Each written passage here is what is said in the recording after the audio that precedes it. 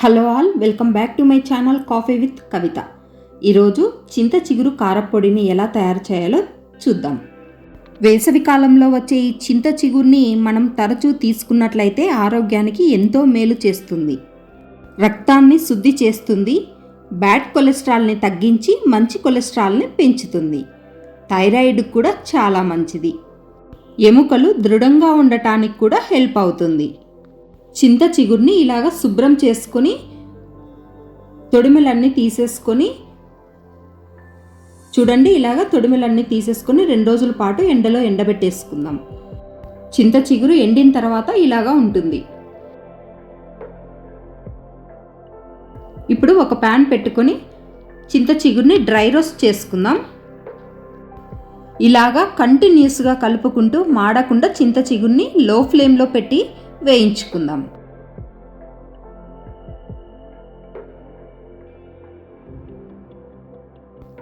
ఇప్పుడు చింత చిగురు వేగిపోయింది కదా, మిక్సీ జార్లో తీసుకుని పక్కన ఉంచుకుందాం.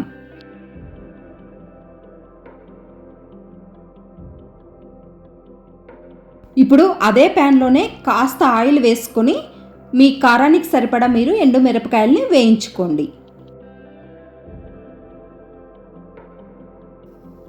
ఎండు మిరపకాయలు కూడా వేగిపోయాయి, పక్కన తీసుకుని ఉంచుకుందాం. ఇప్పుడు అదే ప్యాన్లోనే కాస్త నూనె వేసుకుందాం. 1 స్పూన్ శనగపప్పు వేసుకుందాం. 1 స్పూన్ మినపప్పు కూడా వేసుకుందాం. 2 గుప్పెళ్ళు పల్లీలను కూడా వేసుకుందాం. స్టవ్ని సిమ్ చేసుకొని కంటిన్యూస్గా కలుపుకుంటూ మాడకుండా వేయించుకుందాం.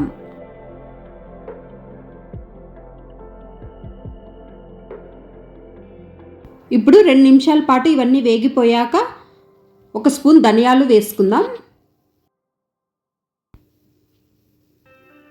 1 స్పూన్ జీలకర్రను కూడా వేసుకుందాం. 2 స్పూన్లు నల్ల నువ్వులు వేసుకుందాం.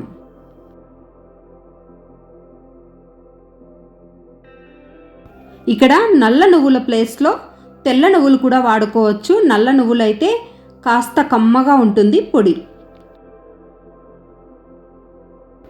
ఇప్పుడు ఇవన్నీ బాగా వేగిపోయాక మిక్సీ జార్లోకి తీసేసుకుందాం. ఇప్పుడు అవన్నీ చల్లారిన తర్వాత ఎండు మిరపకాయల్ని కూడా మిక్సీ జార్లో వేసుకుందాం. రుచికి సరిపడా ఉప్పు కూడా వేసుకొని కారపొడిని మిక్సీ వేసుకుందాం. పొడిని ఒకసారి మిక్సీ వేసుకున్న తర్వాత వెల్లుల్లిపాయల్ని వేసుకొని మరొకసారి మిక్సీ వేసుకుందాం. ఎంతో రుచిగా ఉండే చింత చిగురు కారపొడి రెడీ అయిపోయింది. ఈ పొడి ఇడ్లీలోకి, దోశల్లోకి చాలా రుచిగా ఉంటుంది. మీరు కూడా ఇలా ట్రై చేసి చూడండి. అన్నంలోకి పొడి వేసుకొని నెయ్యి వేసుకొని తింటే చాలా కమ్మగా ఉంటుంది. మీరు కూడా ఇలా ట్రై చేసి చూడండి.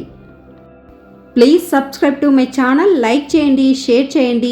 Thank you for watching.